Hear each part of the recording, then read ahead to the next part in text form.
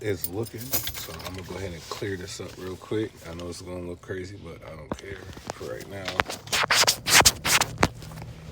Okay, that looks a little bit better. All right, so I wanted to go live real quick. I just want to grab myself this. Yeah, y'all might say something about it. It's a strawberry white mocha espresso. This thing is actually amazing, to be honest. But anywho, there hasn't. I ain't gonna say there hasn't been much talk about it, but let me give you my version of this type of title and topic. Um, I read a book. I like Audible books, and this is a book called E-Myth. Rusty, what's going on, bro? This is a book called The E-Myth. It's a really good Audible book, or just a regular book. I like the Audible version of it. But basically talks about like you and your business and how you should really structure your business, how you look at business, and all of that, right? And I honestly think that sometimes we don't really understand the two concepts of working on your business and versus working in your business. And a lot of us, especially that's in the hair industry, a lot of us take more time working in the business instead of and not really taking more time on working on the business. So like you work in the business, you're a barber or you're a stylist and you're cutting hair and you're styling hair, you're coloring and all that. You're doing all this stuff and you're trying to get yourself out there. You're taking pictures and you're posting them and stuff like that. All that stuff is cool, right? Nothing wrong with that. But when you work on the business, then you really start to see what is your true structure of your business anyway. What is your goals for your business? Like what are you trying to scale at? So let me get off the Wi-Fi. I'm not sure why it's doing that.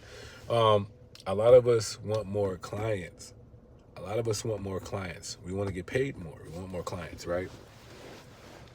But what are you doing structurally to make that happen on a weekly or monthly thing? Now, some of us have a structure where maybe you don't want a lot of clients, but you want quality clients. Now I hope you don't take that and run with it in a sense, because I think you do need to get to a certain place in a sense within your business already to have a structure for that type of a goal. So if I'm just a beginning barber and I'm just like, I just want to cut everybody that's uh, businessmen and lawyers, doctors, and stuff like that. Not saying that you can't just attract them straight off the bat, but if you are in beginning stage, would you want to attract them right now? That's up to you. That's up to you. But I will get more better in my skill before I come, you know, to a higher demographic when it comes to like value in a sense. But anyway, what is your structure on working? Like, how is your business running? How does it run by yourself? Ask yourself this question. If you had to replace somebody tomorrow with you, can your business run itself? And if you say no, then we have to work on our business. Because a lot of us focus on working in our business, but a lot of us have not focused on working on our business. So, example, me and my wife, we have our own shop, right? There's a lot of back end stuff that we have to really play into when it comes to making sure that this business can run by itself. Honestly, the first thing that you're going to probably have to learn when it comes to your own shop or being in a barbershop setting is either if you're by yourself, you're going to have to learn delegation. And what I mean by that is that you need to figure out what are some things, some tasks that you can do that other people can do for you. That's number one. And honestly, social media can be one of them. You get what I'm saying? It doesn't have to be a hands-on thing. It could be social media. Somebody could be working on your social media. They could be working on your content, whatever like that. You can free yourself up. Or you can actually have a business consultant and say, hey, look, this is my name. This is my brand. This is what I want to do. This is where I want to go. What do you think I should really work on first? A lot of that we don't do. What we do is we just cut hair. Yo, I'm in the shop. Hit me up. Come see me. You know what I'm saying? I'm here till 7. Boom. And we think we're doing business that way. That's not the best way to do business. That's not the best way to do business that's going to be accruing, like nonstop. So you don't always want to be the person that always has to do everything. You got to get to a place where your business knows how to run for itself. So here's another one. When people hit you up and ask for, hey, you have an appointment today, can I come in? Da da da da da. How is your back end working?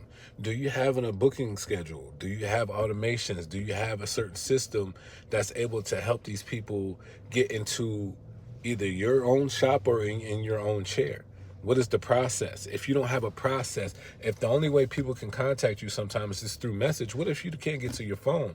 What if like the internet's down, or what happens when AT&T messes up and people can't get to you? Like, what are you going to do when certain things come up? Do you still have a process where people can still work with you and get into your business? A lot of times we don't work on the business, we work in the business, and we just hoping that people understand, right? When it comes to being a business owner, when it comes to just being an entrepreneur, it's a lot of work. There's always a double side to it. You got to have a business mindset in so many different ways. Like, you can't just be a business owner. You got to be the client. You got to think like the client. You got to see what they want to have in your area. Like, they want to see what's easier to do. Like, I don't want my client to feel like they got to go through hoops and valleys and all of this stuff just to get to book with me. I want it to be the most easiest, convenient thing for them. And then also, I want my shop to look beautiful for them, so they know when they come into this, it's a clean environment. It's just like, it's like everybody, like, well, I like going to the movies, the Cinemark, right? Cinemark is clean, like clean. And if one day I went in there and they just didn't care about how it looked, it might turn me away. It might turn me away because they kept up a certain like look. They kept up a certain look. And all of this stuff has to deal with structure. All of it has to deal with structure. So how many of us are truly structuring our business to success? You always got to make sure that we're working on the business. Matter of fact, I have a question for all those that are here. How many of y'all have done a SWOT analysis on your business? A SWOT analysis. This is something I've done in school when I was in college. A SWOT analysis. How many of y'all done a SWOT analysis? How many of us know what a SWOT analysis is? I'm curious. And if not, a matter of fact, I'll say I was going to write it in here. But I'll tell you what a SWOT analysis is. A SWOT analysis is basically for a business to focus on, take out the time, write it all down, their strengths, their weaknesses, their opportunities, and their threats.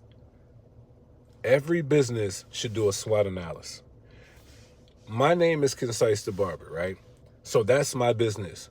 What is the strengths of Concise the Barber? What are the weaknesses of Concise the Barber? What are the opportunities of Concise the Barber? And what are the threats to Concise the Barber? Most of the times we get threats and weaknesses kind of like mixed up, right?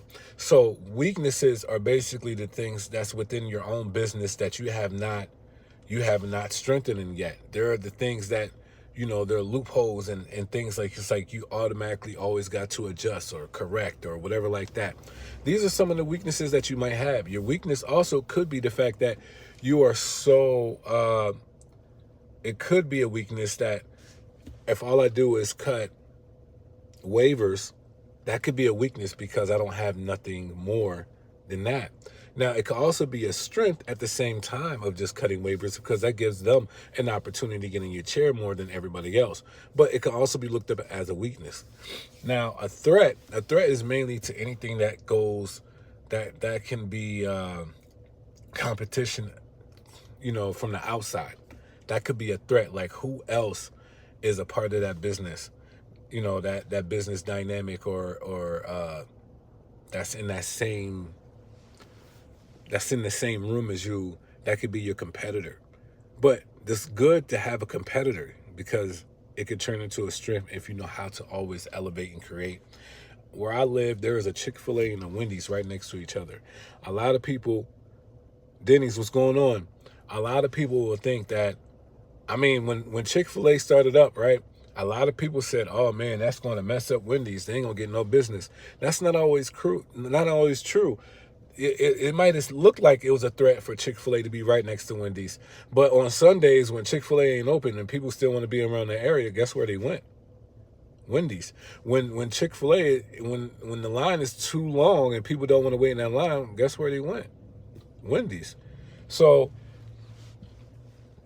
sometimes some things can look like it's a threat, but it's honestly, it could turn into an opportunity. So how much of this stuff have you guys really been thinking about it when it comes to your business? What have you done for your business? What have you done for your business?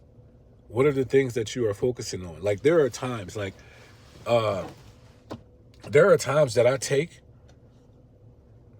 that have nothing to do with anything but the structure of my business. Just the structure. Just to make sure that the services I'm doing are being done, correctly. Or I honestly just dropped a few services because now some of the services I had were even getting booked, or it was like almost double the service. Like, so make sure that everything is nice and clean. Like, take out the time to focus on what you're doing. Check out your time. How long how long is it taking you to do the services that you're doing? Have you been improving? Have you been doing classes? Like, what have you been doing to elevate yourself, your business, so that your clients can always get like, yo, I respect how you move. I respect how you do business. I appreciate it. A lot of people, they wait in that Starbucks line. You get what I'm saying? They wait in that Starbucks line, and I honestly, this might sound crazy, but I always compare my business to Starbucks. If Starbucks raised their prices today, who gets an email? Do I get an email? Do I get an email from Starbucks saying, "Hey, just want to let you guys know, we raised our prices $1.26." We don't get that email.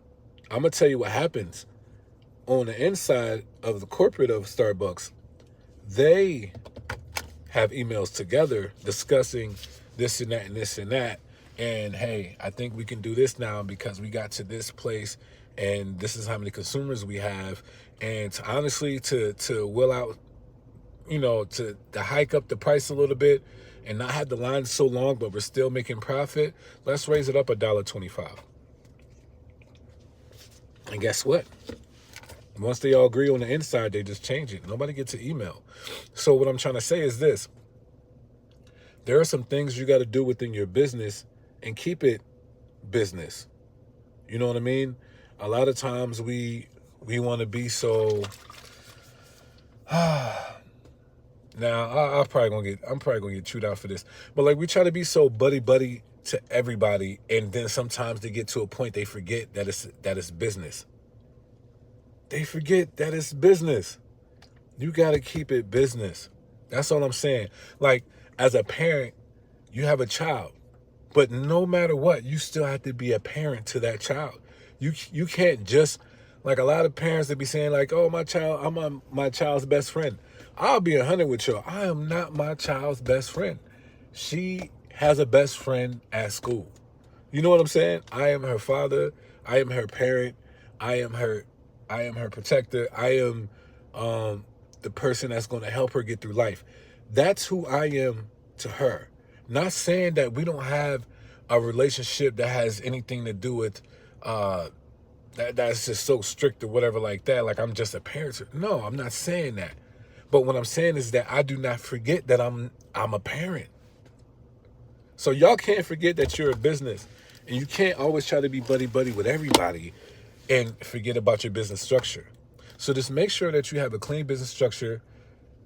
Do what you got to do. Do a SWOT analysis. It's very, very important. And And to be honest, people will respect it. How many businesses do you respect that keep stuff like, not to say on a tight rope, but to keep stuff nice and clean all the way through?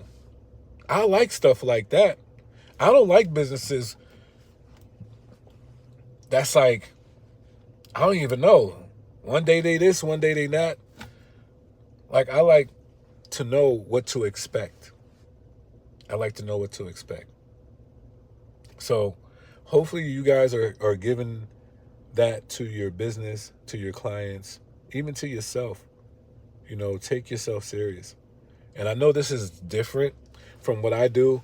I know I talk about barber tools and stuff like that all the time, but there's a business structure that y'all don't see. There's a business structure y'all don't see, and to be honest, that takes time. That takes time. I had a meeting the other day with I have about 2 people that work with me. So I have meetings just to see how everything's going. Sometimes it's good to get feedback from your own people that's within your business, or even closer. Like, hey, what would you like to see? That's something you can ask your clients. Put it like a little comment thing or whatever like that, and they could put something in there like, what other services would you like to see? That might help you take a class. You just never know. So what are you doing to work on your business instead of always working in your business?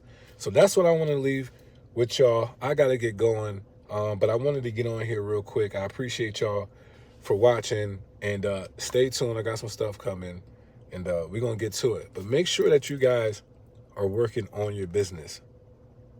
Please do that.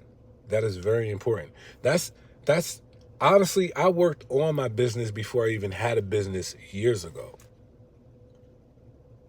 I've been had a business plan. So when things happen for me and my wife, and let me just say this real quick. None of this without God. None of this would have been possible without God. So I take no credit for any of this. But I thank God for putting some things on my mind years ago. And that's real. So just make sure that you guys are taking your business serious. You are the business. Invest in yourself. And if you never heard of this book, it's called E-Myth, letter E dash myth, MYTH. Read that thing and see how you feel about it. But I'm going to get going. I appreciate y'all. Y'all be blessed.